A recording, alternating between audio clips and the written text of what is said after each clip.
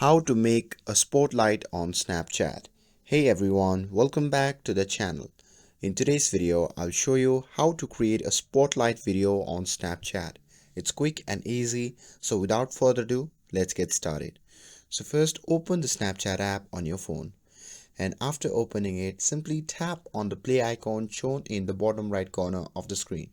And this takes you to the spotlight, where you can scroll through the trending videos.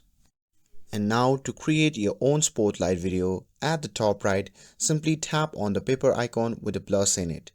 And after tapping on it, you will see two options: upload a video and create. So I'm going to simply tap on create. Now take a video and make sure that your video has at least 3 seconds or longer than that. And once recorded, you can add music, filters and effects to it. And once you're done with that, simply tap on preview.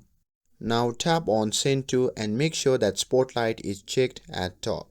And you can add a description or choose extra options like auto approve comments, allow remixing, show snap on your profile, and you can also share it to your story at the same time if you want it. And once you're done with that, you can simply tap on arrow at the bottom right and your video will be public on Snapchat Spotlight.